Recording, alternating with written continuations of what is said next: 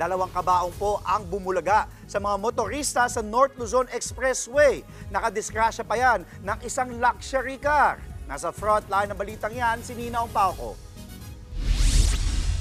Hindi kayo namamalik mata. Meron ngang kabaong sa gitna ng expressway. Delikado naman, kakatakot naman.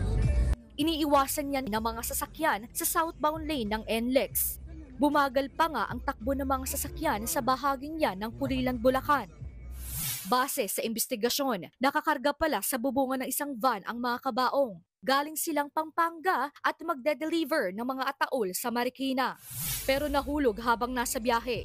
Dahil sino nga bang mag-aakalang may kabaong sa expressway? Isang luxury car ang bumangga riyan. Yung kabaong may mga laman po siya na mga papel or what. Puro po, yun po tumama sa aking bumper. Nabasag po siya. Nagkausap na ang driver ng luxury car at driver na nakahulog sa mga kabaong. Yun nga lang, aabuti ng malaking halaga ang pagpapaayos sa nasirang bumper.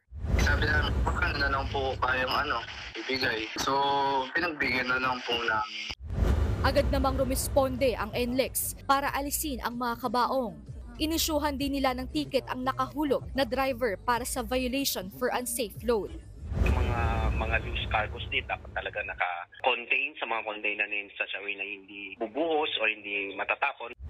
Nagbabalita mula sa Frontline, Nina Ompauco, News 5. Mga kapatid, Dimples Romana po, kumpletuhin ang inyong umaga ng mga kwentong puno ng inspirasyon. Salubungin po ang bawat araw ng may ngiti at pag-asa.